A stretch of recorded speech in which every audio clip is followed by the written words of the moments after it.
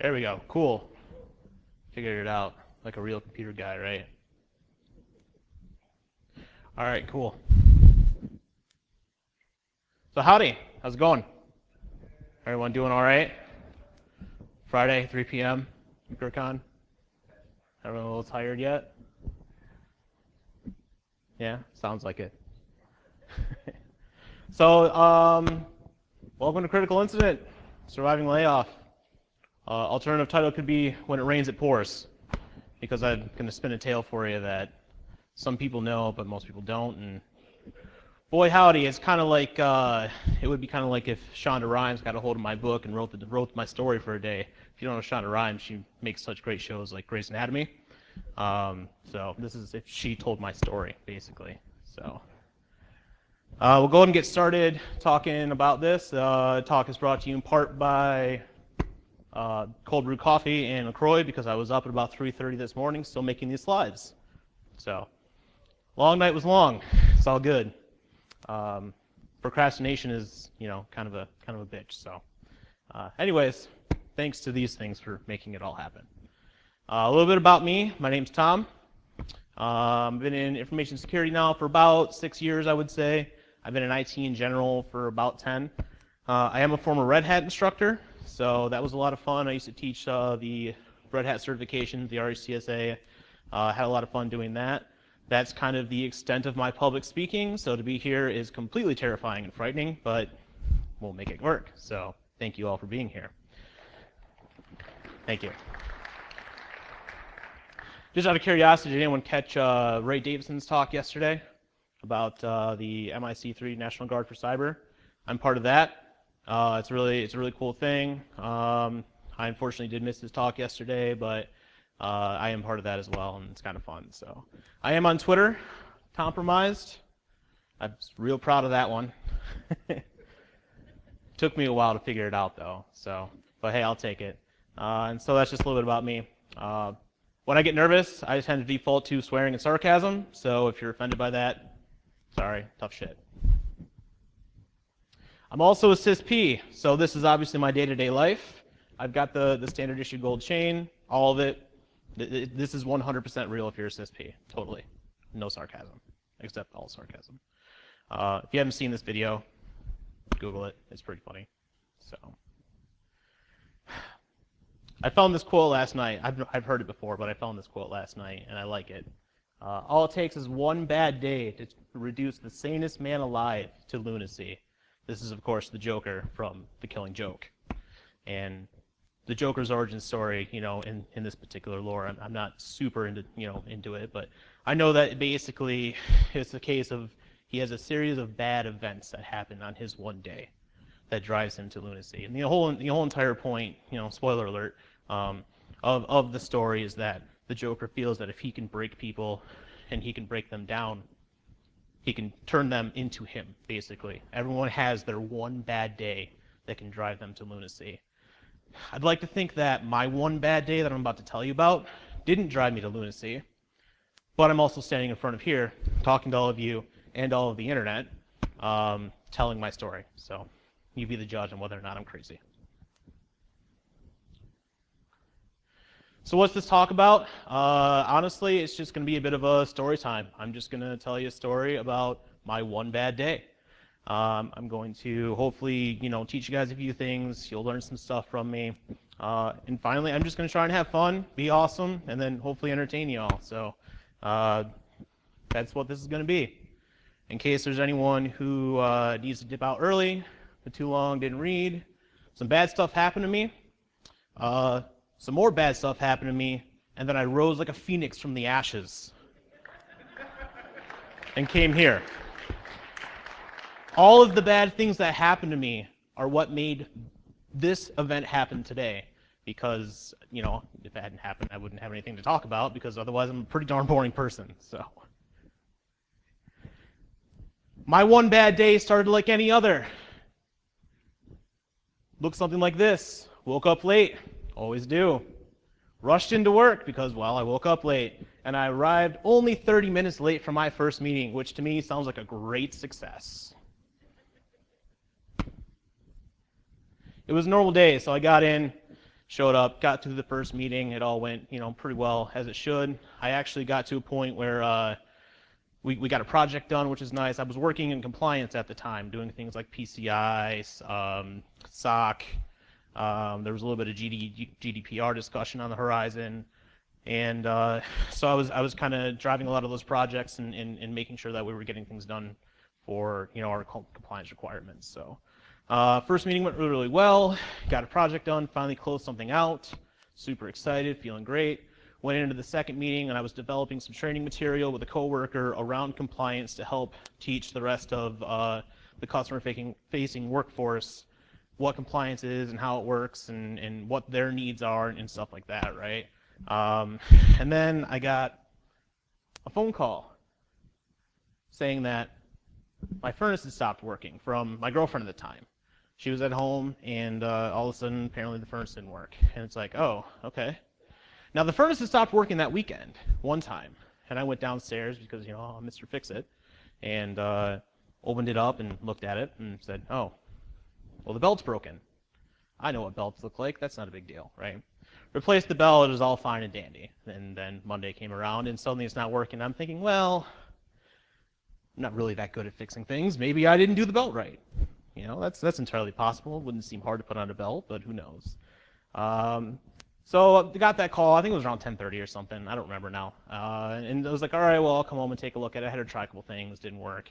And so about noon, I packed up and headed home and figured I could pick up the rest of the day from home, depending on what happened from there. So like any great technician, I tried the first things I could think of to get the furnace up and running. You turn it off, turn it back on, right? I'm not an HVAC professional. Didn't stay at a Holiday Inn either, but hey, I figured if it works for computers, it should work for anything, right? In a shocking twist, that didn't work. It still just sat there and hummed quietly and did nothing. And at this point, I realized, boy, I might be in over my head here. It might possibly be time to call an adult. And so I did. I called an adult. I said, hey, need an adult. I don't know what I'm doing. And so I set up a furnace repair, called them, and scheduled them to come out that afternoon. From that point, I decided, I got nothing but time. I might as well start working from home. And so I logged in through VPN and just started, working on policy stuff and whatever I was working at the time. Right? It doesn't matter now. Details don't matter. But started working from home. I had to wait for the guys to show up, and it was going to be a few hours. So cool, get some stuff done. They eventually, of course, did show up. They gave me a couple ideas of the phone if it worked. So they eventually did show up. I took them downstairs to show them the furnace, and we kind of went back and forth on, well, it could be this, it could be that, we could get it fixed, we might have to buy a new furnace, like just all over, right? And it's like, come on, man, just let me know what's up. And so we started doing some digging, and apparently there was a reset on, like, some part. I'm not an HVAC guy. There was a reset button on some part. He pushed it, and the thing reversed to life. And I'm like, oh, cool, we're done here. He's like, well, I'm looking at it, and this thing's broken, and that thing, it's kind of old furnace. And it's like, yeah, I know. I'm trying to just get through winter, man. It's February, right? It's a little bit chilly out. And so he was going to rebuild some part inside of it. It was going to be a couple $100. I'm like, okay, we'll do it. No big deal. It'll get me through the winter. And so he decided to head back to the shop and get the parts and materials he needed to make it happen. So after that, I went back to work. Started doing some stuff, and I got a message through the instant message system from the chief architect at the company. And this was a little bit weird. This was a strange message because normally he wouldn't reach directly out to me, right? He would normally go through like my supervisor at the time, or it would be through email or something like that. To get a direct message, it was kind of like, oh, well, I'm flattered. How nice of you. That's great. And I'd sent an email out just a couple days prior talking about GDPR, saying, hey, this is a thing that we might need to consider because we do have some, overseas presence and it might be a problem, or, whatever. And so he sent me a message, asked me where I was at. Oh, I'm at home dealing with this problem I had. Will you be back in the office today? And I, absolutely. If you need me to come back in, I'm happy to come back in, figure it all out. And this is all under the premise of, well, I need to talk to you about the email you sent out yesterday. Okay, cool, no problem. I'm feeling semi-well-versed in it, so we can definitely talk about it. Well, yeah, if you're going to come back in, just let me know. If you can make it in, that's great. Otherwise, we can deal with it later, whatever it was. Okay, cool. Started going back to work a little bit more, and I got another message about 15 minutes later or so, again from the architect, asking if he could call me. And I'm like, all right, this is strange. Like, yeah, totally, give me a call. But I'm thinking this is a little bit weird. Like, why does he want to call me? Is this really starting to blow up into that big of a deal? And so he gave me a call. I got up. I was in my living room, moved into the kitchen to take the call, a little bit better signal on the cell phone, living out in the country. So got on the phone, and we started talking about my job a little bit. Like, talking about, like, there's been some changes, and there's been some things that have happened and going on. And I'm expecting a phone call about GDPR. And now I'm hearing this story about, well, there's been some changes. And at first, I didn't really know what that meant, right? I had just recently received a promotion. I had just recently received a more formalized job role, and I'd received a raise with it, a decent size raise. And so when we started kind of talking about this stuff that's happened, I thought it was going to be a situation where I would no longer be doing like this compliance stuff that I was doing. I would be doing more typical like security analyst type work. And that was all fine and dandy until we got to something about budget cuts, right? All I heard was something budgets changed. And that would impact my role. And I said, okay, thinking I'm going back to, day-to-day security work, until I started hearing things talking about services no longer needed and severance package.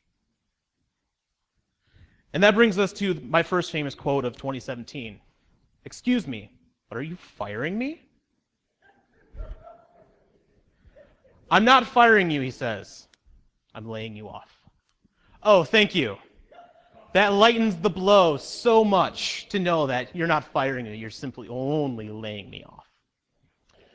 And that was my response. Oh, so you're firing me. No. In all intents and purposes of the word, I'm laying you off. Cool. Okay. And in this moment, it was very dark. It was a moment of all the feels rushing to me. And here is a short list of some of the feelings at that exact moment in time. Just a few of them. It's a small sampling. It's a core sample. And I did. Shock. I couldn't believe this was happening. What did I do wrong? Where did I screw up that this was happening? Despair, disbelief, all of it. Panic, everything. Betrayal was a big one because I had been at this place for over 5.5 years. And I had spent a lot of time really, I hate to say drinking the Kool-Aid, but really, really, really dedicated to our mission and dedicated to making the company as good as I could, right? And so it was this moment of, oh my God, I've done all this hard work and this thing is happening to me and I don't know how to process this. So was not an awesome moment in time, we'll put it that way. This was my all is lost moment. I didn't know how to handle it. So, second famous quote of 2017, on the phone with the chief architect and HR, I'm sorry, but I'm going to need to call you back. Because something had just happened, right? While my world is blowing up across the phone right now, and granted, they did say I could come in tomorrow and we could talk about it. I said, no, we're on the phone. Let's just talk about it now because we're already here. So while my world is crumbling around me, right, on the phone, someone pulls into my driveway. Oh yeah, I'm having the furnace work done right now. Awesome. So this is a moment where I had to triage my incidents, okay? I now have 2 incidents running, and I need to figure out what I'm going to do about them. And from a triage perspective, the furnace takes precedence because they're in my driveway. And they need to come in the door and do the stuff and the things, and it's like 54 degrees in my house, and I'm flipping cold. So, I'll need to call you back. This is really hard when you're finding out that your only source of income is gone, and you're about to spend a bunch of money on something that traditionally when they say you need furnace work, it's really friggin' expensive. I would like to say that I was cool as a cucumber and didn't panic and everything was perfectly fine, but I would be bold-faced lying to you.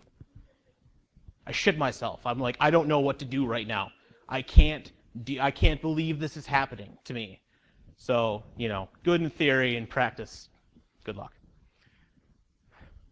Here's the plans. We need to triage. Like I said, I've got multiple incidents running now. I have a situation where I have things threatening my income, both, you know, what would come in and what I need to send out in terms of, you know, paying for stuff. And then I have the added stress of it being a personal thing that's happened to me. So I had to compartmentalize these things, right? I couldn't take it all in at once because it was too overwhelming to try and deal with it all at once. So I had to break it down, right? And I had to take this thought to my head, and I remember thinking these exact words: it's just another incident. Because at the end of the day, that's really what it is. It's just another incident. If you strip away the fact that it's all this, you know, personal, emotional type stuff, it's just another one bad day, right? Workstation got popped. There's C2, you know, coming out through the network that we're picking up in the IDS sensor. Like, it's stuff like that, right? It's bad things. And that's what we do as security professionals, is we respond to the bad things. We take care of them, we make them better. We are the rock for the people who are scared of these things. It's just hard when you have to be your own rock. A little squishy, doughy, right? So I had to take a step back and say, it's just another incident. Put myself in that mindset. I'm not doing this for me, I'm doing this for someone else. Remove that kind of emotional side from it. So. Unfortunately, things with the furnace kind of went from bad to worse.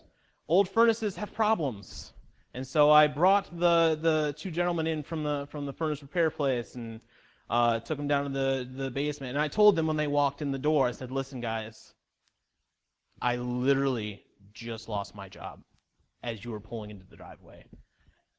And the look on their face was like, "Is this guy serious, or is he trying to get like a deal? Like, what's going on here?" And I told them, they're like, "No way." I'm like, "No, I am being 100% serious with you right now. I literally just got fired over the phone."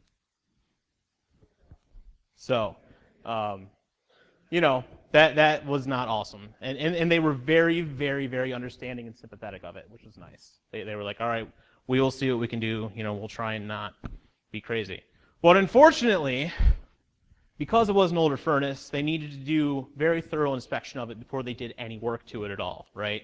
Their boss said, "Hey, listen, man, with that thing, I need you to check it all out and make sure things are okay with it."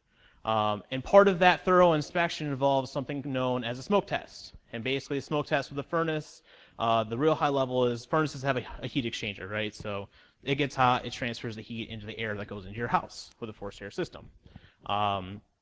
Heat exchangers have a tendency to crack over time. And when they crack, combustion gases can end up in your house, which is super not good for you. It tends to result in side effects such as, you know, death. And I wasn't looking for that on top of the shit day I've already had.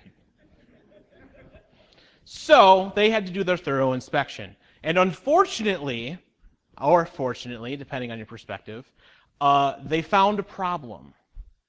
And they found that my heat exchanger was cracked. And so there was smoke wisping up through the crack in the heat exchanger. And they said, "We got to shut you down, man." Oh, I'm sorry, what? "We got to shut you down." What does that mean exactly? "We need to turn your furnace off. You can't run it anymore. It's dangerous. I'm legally required to condemn your furnace." At that point, the severity of the incident escalated.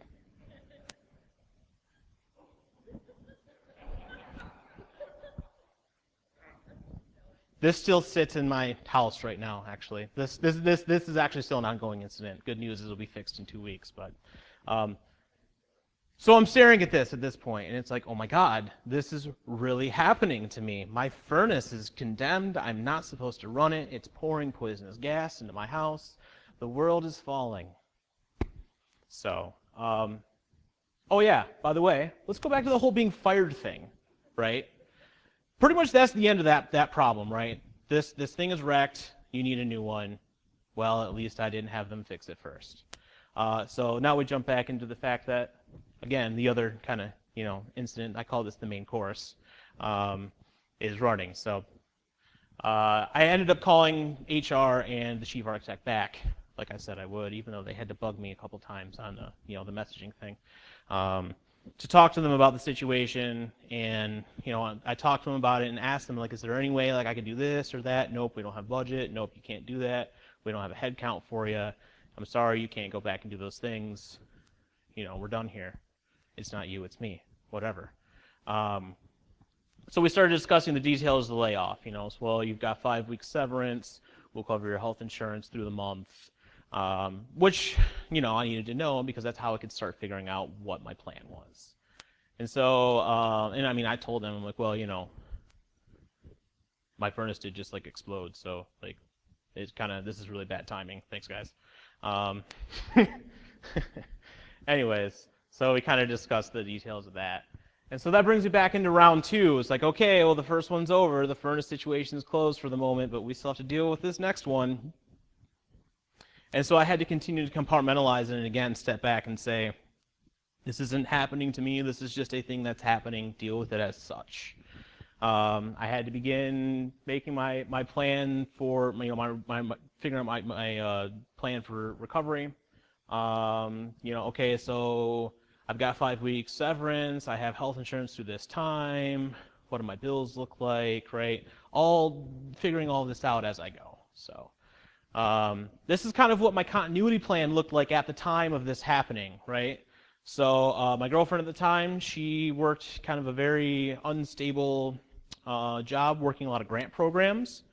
And if you know anything about grant programs, they have a set amount of time that they run based on budget, and you won't find out whether or not that budget is renewed, typically until the day before it ends sometimes. So working in grants can be very, very difficult, and so there were times where she didn't know if she had a job until literally the day before, which is another show, another stressful thing to deal with, but whatever. And so when I bought the house, I made a plan of, if she ever gets laid off, we can still afford it on one income. It will be okay. Or if she has to jump from grant to grant, it'll be okay. She actually was not working at the time because of the fact she was working through a grant program that had ended. So I had my plan of surviving on one income. I had my plan of having a fully paid car. It was a cheap hunk of crap, but hey, it got me to and fro, and I knew just enough to put it back together to get it to and fro again. And then I would siphon off a little bit of money, from my check into a savings account for that one rainy day. Of course, that rainy day didn't include plans for multiple incidents at a single time. It was more of a series type thing, not a bunch of things happening all at once. So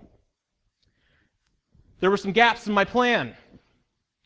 Never had a plan for zero income. The idea of losing my job was never on my mind, ever. I never really thought it would be something that would happen. Did good work, always worked real hard. I never thought about it. The whole dead furnace thing wasn't helpful at all. Again, I had plans for one bad thing happening, but not 2 or 3 happening, all within the course of 45 minutes. I'd never considered a job loss. So that kind of brings us into what I had to do for disaster recovery at that point, right? So the bad thing has happened. What do I need to do? As soon as I finished up with the HR and the architect on the phone, I went into my kind of disaster recovery, right? I immediately started calling my now former coworkers and saying, this thing just happened. Can you give me a letter of reference? Can I use you as a recommendation? Here's my email, can I get yours? Because I'm going to need these things, because this has just happened. I need this stuff. And again, I like to say that I was totally cool, relaxed, no problem, but that would, again, be a lie. So I'm calling my coworkers frantically, oh my God, I need to talk to you, something really bad has happened. I was gone, are you okay? Did you get in a car accident? No, I lost my job. Okay. Well, I thought you were dying, but okay. I had to blow the dust off my resume because I hadn't touched my resume in over 5.5 years. How many of you update your resume regularly? Regularly, all the time. Oh, good. Apparently I'm just the oddball. Shocker. So I hadn't been updating my resume regularly. And I pulled it out and I looked at it and it's like, I don't have anything on this at all. Like, this thing is bare. And so that's obviously a bit of an issue. And it's very, very difficult to start thinking about all of the really awesome, cool things that you've done over the past 5 years when you can't do them anymore, right? It kind of hurts a little bit to be like, oh yeah, I loved doing that thing that was fun that I don't get to do anymore. Okay. And then finally I needed to breathe, because when you're not breathing and you're panicking, you don't think straight, right? It's a physiological thing. So I just needed to breathe, relax, take a step back. So that was the extent of what I did immediately after. There's still the furnace issue. I turned it back on. It was February. It was cold. It was like 15 degrees outside. Sorry, I turned my condemned furnace back on. I turned the gas, the fuel oil back on, flipped the switch back on, and said, cool, at least it's sort of working again. Knowing, though, that I now had an increased risk of, exposure to CO, I did decide to purchase a brand new CO detector and put it right next to the vent and watched it like a hawk, like every moment. Like, are you beeping yet? What are you doing? Is that a new number? No. It's a speck of dust. We're okay. We're good. In the furnace guys, they did tell me, like, honestly, it's a small crack. It's February. Do what you got to do. We just have our legal things. Once I walk out the door, it's not my problem. So, and I did schedule a quote for a replacement on the furnace because I needed to know how much more that was going to cost. Spoiler, it was almost $5,000. Yeah. That's why it's not getting done until next week. Just shy of $5,000. So, yeah. Got a good deal for you.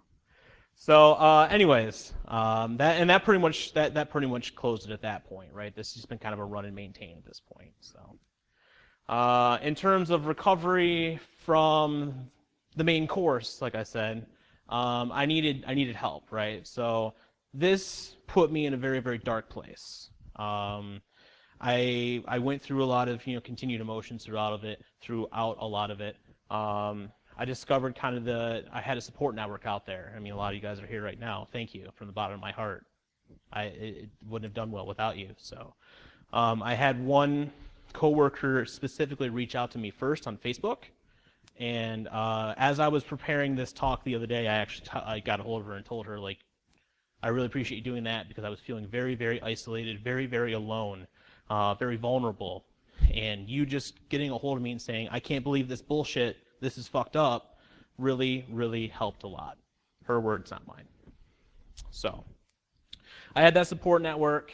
Another good friend put me in contact with a recruiter from Tech Systems in Lansing. And I met with this guy, James Jackson. I told him I was going to shout him out here, and he was like, all right, cool, I'm okay with that. And he worked with me to kind of help me start putting my resume together. Because again, he would ask me, like, so what did you do, man? And I'm like, I don't know, I worked. I did stuff. I did things. They were beautiful, beautiful things. And he's like, well, cool. So what kind of things, right? I couldn't think about the specifics of what I'd been doing because I had been doing it for so long that for me it was just a natural, like, this is just what I do. Like, I don't know. I can't go into the details. And, well, what did you work with? Well, I used Linux. I used Apache. Right? He started drilling down the details of the technology that I knew how to use.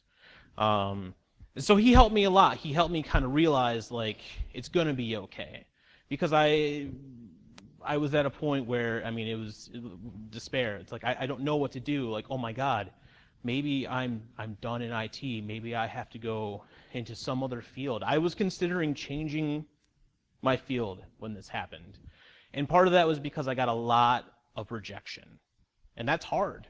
When you've already been laid off and you feel like, boy, maybe this was my fault, to have more and more people say, no, you're not good enough. No, sorry, you're not good enough. Through an automated system, an automated fuck you is really, really hard to deal with. I got to the point where I just called them fuck you letters. Got another fuck you letter today.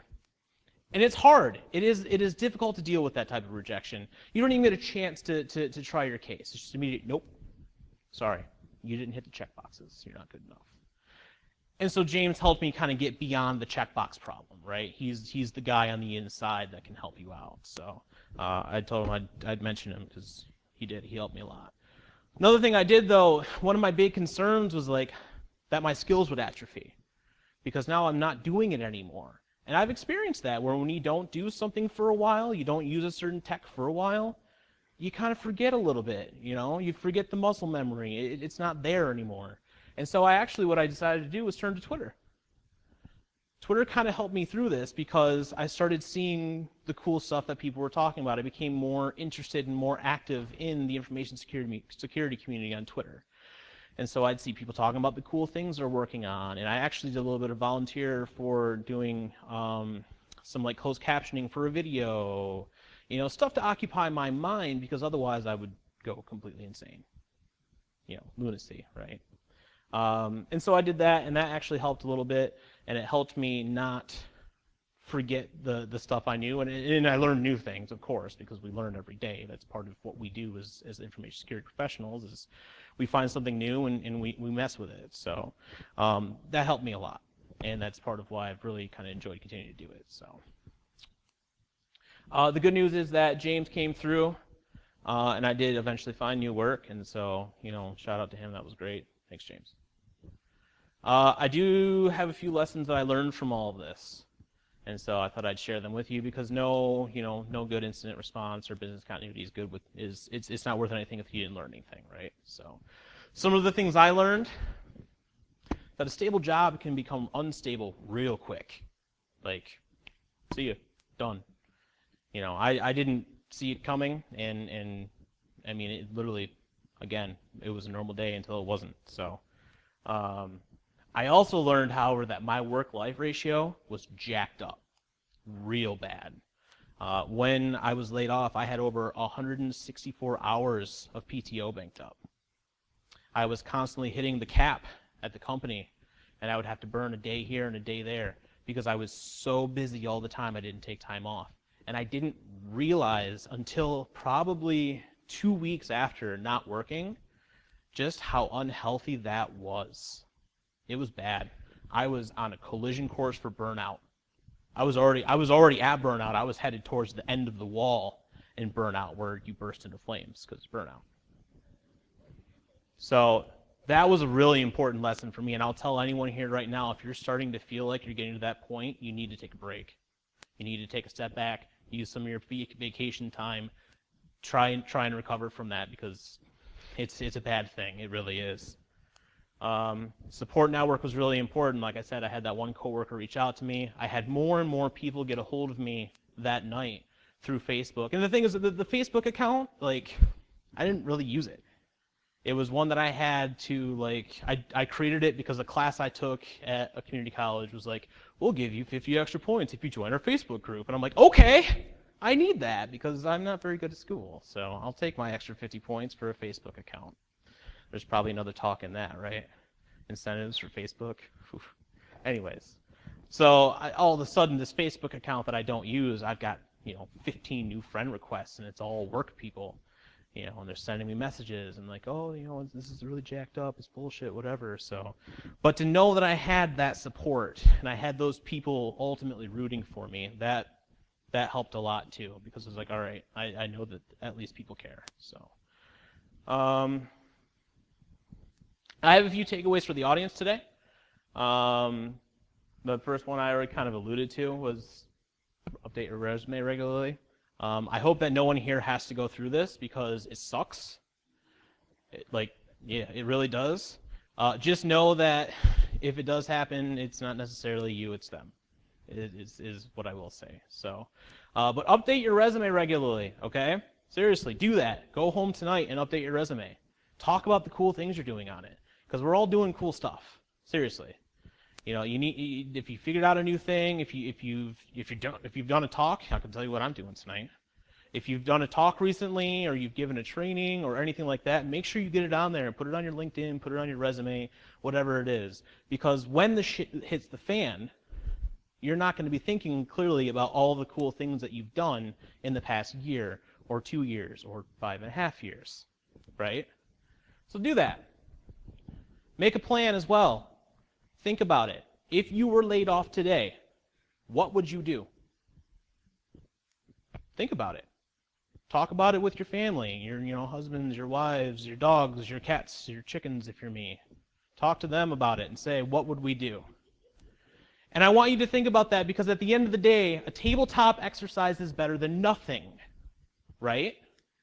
That's why we do tabletop exercises with incident response, is because, hey, it's better than I need an adult, right? Keep doing networking opportunities. Talk to people, meet new people, come to conferences, get out there and talk to people because at the end of the day, sometimes it is the people that you know that can bail you out, right? And finally, just hustle hard. Keep being awesome. Keep doing the cool stuff that you're doing. Keep putting it on the resume and just generally keep being cool, right? One thing I did want to kind of touch on, which I know is dangerous territory, so here we go, is the degree versus not degree subject. If you're kind of early on in this field and you have an opportunity to consider a degree, at least consider it. I don't have one. I don't have a bachelor's. I don't have an associate's. I have a GED. So that's part of why I had a lot of difficulty, is because I couldn't get past a lot of HR filters. HR filters would say, you need at least a bachelor's. I could do every single thing they wanted, but because I couldn't check that bachelor's box, see ya. Yeah. But so, that made it hard though, right? That was a lot of the continued rejection. So it's something to consider. I am planning to eventually do one, when I get around to it, right? Which is not the right mentality to have, but here I am. So it's just something to keep in mind and think about, right? Like I said, it could be its whole own separate thing, and we won't go down that road, not on these tires. So the good news is I lived happily ever after. I have a great new job. I have an opportunity to learn and grow and do new cool things. I'm helping build a cybersecurity program, which is awesome, which is what I wanted. So I ultimately ended up exactly where I needed to be. And I remember when this happened, I thought to myself, this sucks right now, but it will be better for me. And it was. I got a raise. I've got, the ability to do more cool, awesome stuff. So I did end up living happily ever after. I put this picture in for my boss, who's in the audience, because he likes to hear about my ducks and chickens. So there's my rooster. His name is Mr. Cheeks.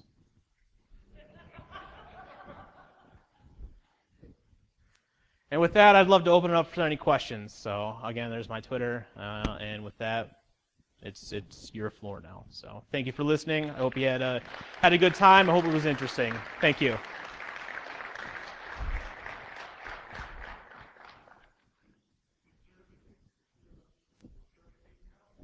Certification, I believe, did help. So I mentioned the CISP. I also have a few others. I got like A+, Network Plus. I've got some Red Hat certs, Arch CSA. And I do believe it helped because it helped me get to the point where I was at initially, and then I was able to go in and speak to that experience. So I'm a big advocate personally for certifications, especially if they're like hands-on certs. Like Red Hat, I don't know how many people have done Red Hat certs, but it's literally you sit down and cool, you've got 3.5 hours. Here's the list of things to do. Make the computer do it. So, but I do think that certifications are good, especially if you're taking the time to actually learn the material and you're not just trying to bust through and memorize the answers. Yeah.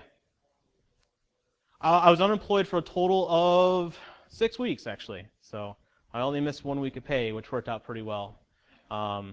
I probably should have mentioned that earlier, but yeah, it worked out really, really well. I had 5 weeks severance. I was only off for 6 weeks, so I had 1 week of unpaid vacation. It wasn't much of a vacation though until I got the job offer. After I got the job offer, I was like, cool, now I can relax. Yeah. Have I taken any PTO at my current job yet? No. However, I have come to conferences and I have had some time off. and I haven't had to use PTO for it yet. So, and I have vacation coming up in November, so I'll be using it then. So, but it's a good question, right? Again, do as I say, not as I do. So.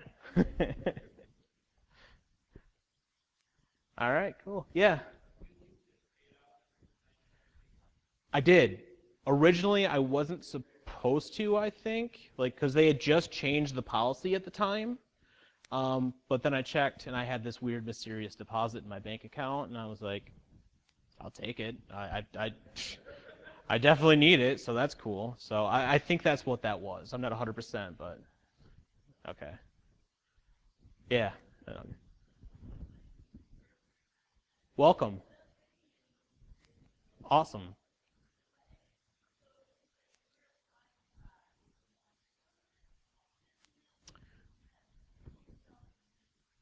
Right. I started honestly just everywhere, right?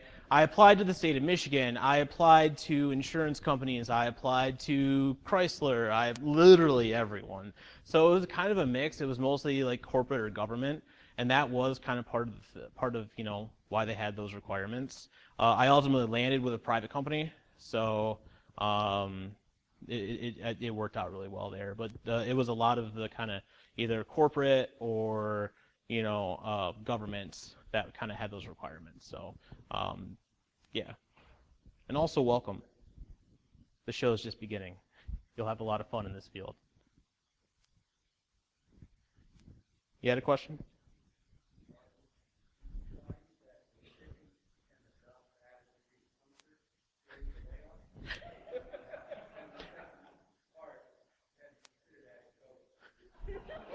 Dave, you're an asshole. Dave Savercool, ladies and gentlemen, my coworker.